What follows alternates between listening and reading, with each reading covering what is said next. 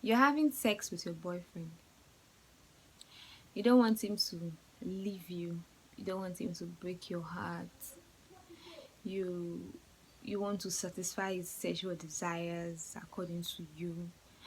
You just want to prove to him that you love him, and you want him to stay with you forever because you want to keep him. So you want to please him by meeting his sexual desires. You want to do all these things for a man and go against God, as in that is in heaven, the one who owns the key of your life and can choose to take it or keep it. Remember that he is the one that killeth and also make alive. You know, the Bible said something. It said, "Do not be afraid of that which is able to kill the body." He said, "But be afraid of that which who is able to kill both the body and the soul." You know, I always emphasize on this, that the original identity of man is that man is a spirit. Man does not die. That is the revelation the Holy Ghost opened my eyes to see. Man don't die. We live forever. You know, when the Bible said that he that has Jesus has eternal life, it didn't make a mistake. Your flesh is not you. It is your spirit that is your real identity. Your flesh may die. Your flesh does not have the ability for eternity, but your spirit does.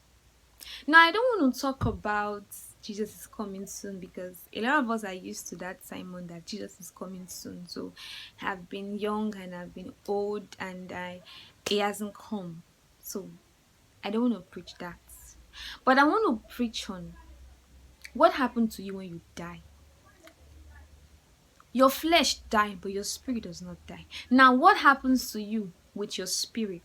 Now, when something happens to you eventually and your body dies and your spirit, then your spirit begin to see the kind of life you've lived. You begin to examine it.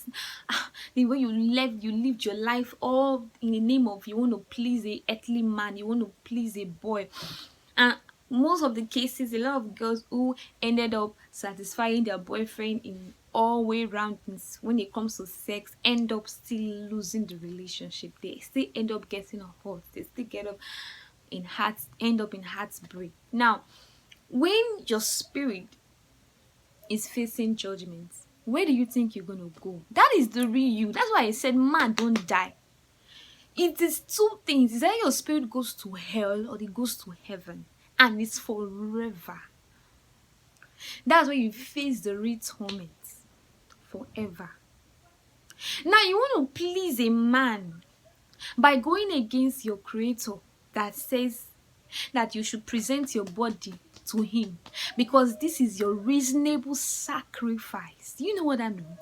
He said, "I beseech you, brethren, that you present your body unto God as a living sacrifice, because it is your reasonable service."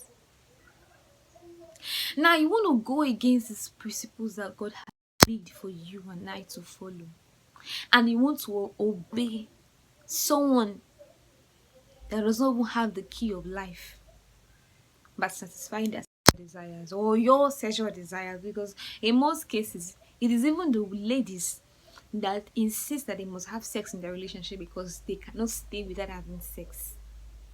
They want to please their sexual desires. Now, what if something happened to you? How will you explain to your master?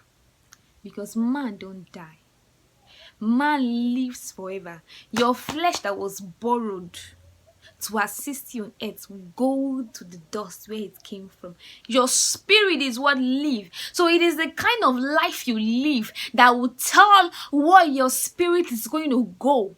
It is the kind of life you live here on earth that will tell where your spirit is going to end up. Will it end up eternity in hell, or will it end up in eternity in heaven? That is a question we should ask ourselves today. And that's a question I want to leave with you. Because man don't die. Your earthly body may die, but your original you, that is your spirit, will not die. Now, it is the kind of life you live here on earth. It is the how you obey God's instructions here on earth that will determine where your spirit will go. Think about it.